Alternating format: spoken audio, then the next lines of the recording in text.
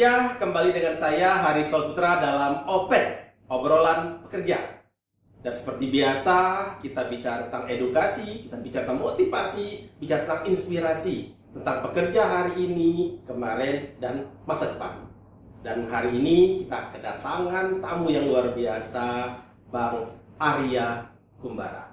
Apa kabar, Bang? Baik, Alhamdulillah. Tadi perjalanan gimana? Dari kantor ke sini? Nggak ada macet ya? cepat karena kantornya dekat kita. Tinggal koprol gitu ya? Iya. Oh, Preset nyampe. Nyampe. Berarti inilah dekat banget gitu ya. Ya, baik. Mungkin kalau bicara bab tema, saya itu dulu belajar sebuah brand ya. Istilah itu begini. Ada namanya top of mind. Ya. Jadi kalau saya bilang proklamator, yang kebayang adalah Soekarno, ya kan? Kalau saya bilang Bapak Koperasi, yang kita bayangkan adalah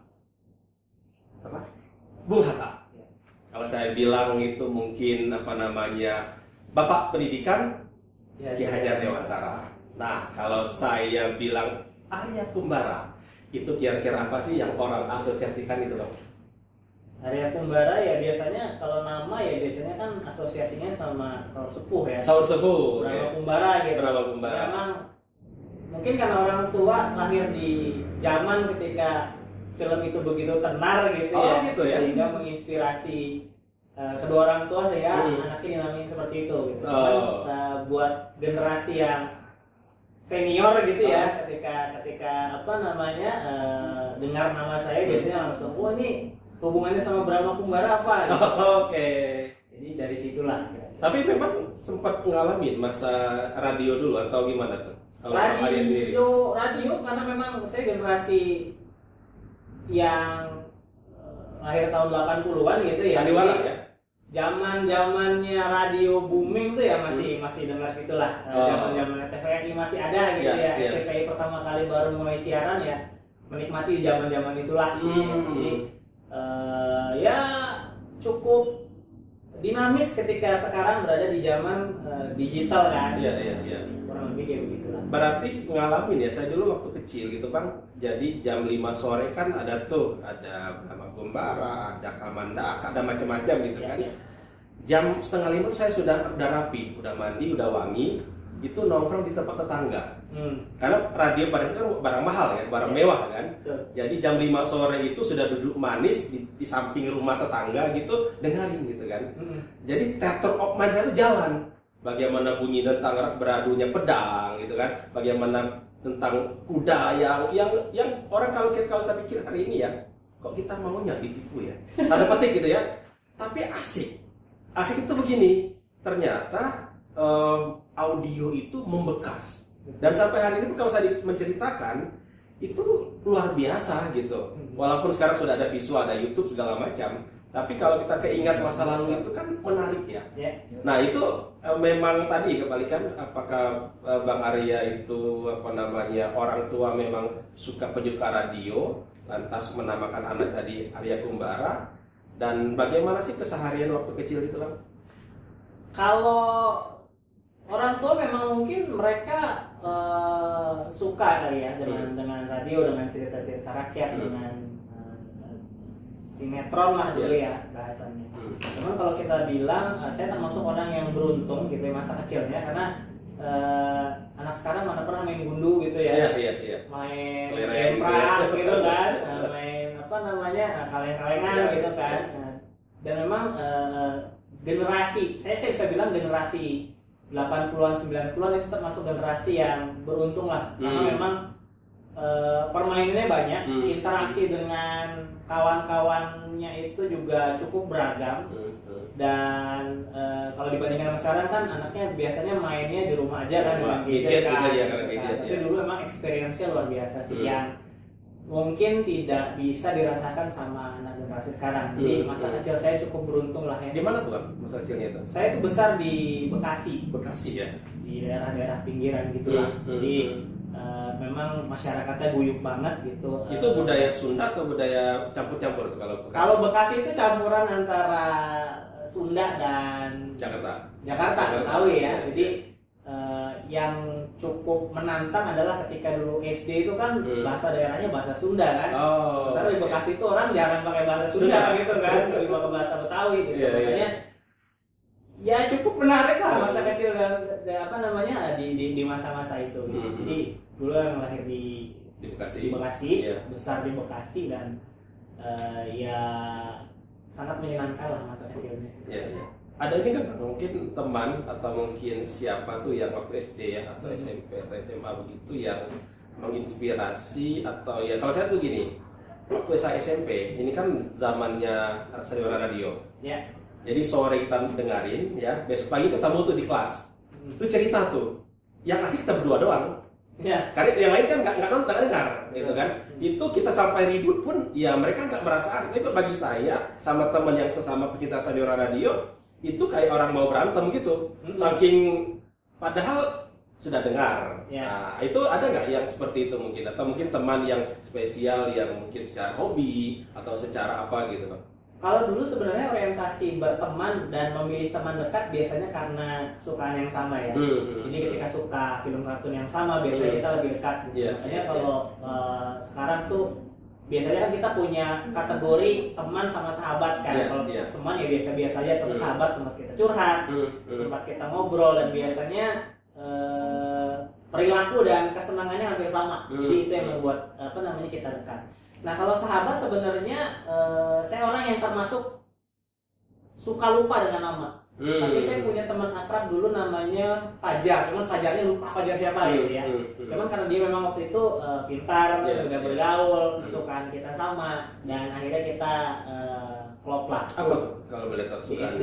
Jadi kalau ngomongin soal yang mempersatukan kita itu sebenarnya film waktu itu. Jadi film kayak Sensei Doraemon gitu kan, dan itu jadi materi kita dalam ngobrol lah zaman SD. Di SMP beda lagi kelasnya. Kalau di SMP mulai tertarik sama musik gitu ya. Jadi kita dekatnya sama teman-teman yang punya kecenderungan yang sama yaitu bermusik. Sampai SMA. Jadi memang jiwa seni itu sudah ada dipupuk dari SD sebenarnya ya. Kayaknya demikian gitu. Ya? Kalau misalkan dibilang memang dari orang tua juga suka dengan. Orang tua seniman enggak? Orang tua. Dibilang seniman tidak, cuman mereka suka dengan hal-hal yang sifatnya karya seni. Karya seni. Oke. Memang mungkin ada genetiknya lah atau DNA-nya, atau karena memang mereka sering bermain, mereka sering melukis, mereka sering melakukan aktivitas seni sehingga itu membekas dan akhirnya sebagai anak ikut-ikutan. Jadi sudah ada modal sebenarnya ya. Kalau secara kita lihat ya bisa dibilang begitu. Jadi kalau istilahnya Steve Jobs itu kan ada connecting the dot. Apa yang kita lakukan hari ini sebenarnya ada hubungan dengan masa lalu. Cuma kita mungkin nggak tahu nih relevansinya. Tapi begitu kita sudah jalan, oh ternyata kenapa saya suka nonton film, kartun misalkan, film, saya kenapa suka dengerin musik, itu ada hubungannya nanti dengan pekerjaan kita. Gitu. Artinya tidak mungkin kan sesuatu yang kita bilang biasa-biasa itu jadi biasa, pasti jadi akan luar biasa kalau itu di maintain. Nah banyak orang yang mungkin tidak maintain gitu ya. Jadi waktu dari SD menuju ke SMP lalu ke SMA itu kira-kira apa tuh Bang yang mimpi tuh Bang Arya gitu sebelum. Kalau mimpi sebenarnya gini, di zaman saya itu kadang-kadang ketika anak seusia saya waktu itu ditanyakan mimpi, biasanya bisa ketebak lah mimpinya. Biasanya jadi pilot, dokter gitu kan, polisi atau tentara gitu kan. Cuman seiring berjalannya waktu mimpi itu kan berkembang. Kadang karena memang kendalanya keterbatasan fisik kah. Karena dulu kan biasanya kalau pilot kan matanya nggak boleh minus, tingginya harus sekian gitu kan. Sementara kan kita nggak bisa melawan faktor genetik yang diberikan sama orang tua kan.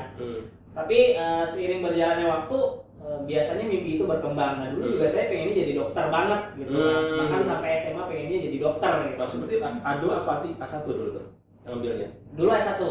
Enggak, kan ada A1, A2, A3 kalau nggak salah dulu ya.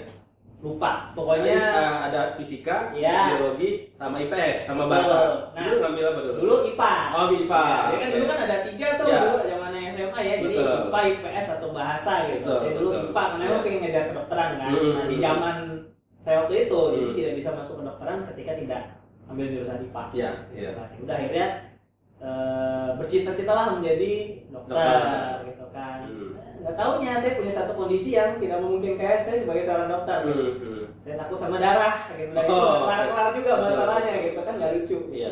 Akhirnya pupuslah mimpi itu dan sampai akhirnya membawa ke jalan karir yang berbeda. Oke, berarti mimpi dokter itu hanya mungkin sampai SMA ya? Iya. Hanya bertahan sampai SMA. Betul. Begitu pasca SMA, ini beda lagi. Iya, karena kita terhalang sama realitas. Iya. Nah itu biar untuk bisa move on itu gimana? Kan ada juga orang, karena kalau saya pribadi itu kan faktor orang tua. Betul. Saya karena sering dengar sandiwara radio, sering dengar radio Australia, BBC, ABC segala macam. Bayangan saya itu saya ingin jadi diplomat. Ya. Awalnya begitu. Itu kelas 3 SMP itu sudah muncul saya ingin jadi diplomat. Mau tidak mau saya masuk HI gitu kan. Tapi ketika saya mendaftarkan ke perguruan tinggi, orang tua saya nggak setuju. Maunya ke teknik. Kan pusing tuh. Ya. Antara keinginan passion saya di HI atau ikut orang tua. Betul. Masalahnya kalau saya ambil HI, biaya di stop sama orang tua, gitu kan? Tapi kalau saya ambil teknik, saya nggak comfort, nggak nyaman, nggak merasa asik gitu, tertekan gitu. Sampai saya bilang begini sama orang tua, ya udah saya ikutin apa orang tua. Cuma setelah dapat ijazah, saya ingin freedom. Gitu. Kalau Bang Fajar gimana tuh? Dulu sebenarnya move on-nya agak cukup berat ya, karena kan dulu orientasinya itu adalah sekolahnya negeri kan. Sampai akhirnya waktu itu sempat coba macam-macam lah. Dulu option-nya ketika tidak terima di gelombang pertama adalah waktu itu option-nya kita rehat dulu lah. Sampai coba SNMPTB tahun berikutnya. Cuman di situ ada input lah, ada masukan dari orang tua gitu. Kalau ngambil break biasanya jadi malas. Nah, dari situ akhirnya memang faktor yang membuat kita bisa move on waktu itu kalau di saya ya faktor dari orang tua sebenarnya. Orang tua. Dorongan mereka itulah untuk move on gitu. Dan saya juga percaya karena ketika orang tua itu kan punya wisdom punya kebijaksanaan gitu untuk mengarahkan. Somehow mereka bisa melihat bakat ataupun potensi anak-anaknya gitu kan. Jadi ketika tidak masuk ke dokteran waktu itu, ya udah coba aja ke arah yang lain gitu sampai akhirnya ya udahlah coba aja gitu. Akhirnya ya sampai mengambil jurusan yang lain waktu itu adalah advertising gitu ya, desain komunikasi visual gitu. Jadi dulu bahasanya itu desain grafis. Tapi zaman saya terkenalnya udah desain komunikasi visual. Baik, kita stop dulu ya Bang. Ini luar biasa sebenarnya, menarik. Cuma kita akan mengulik lagi sahabat pekerja. Jangan kemana-mana, tetap di Open Obrolan Pekerja.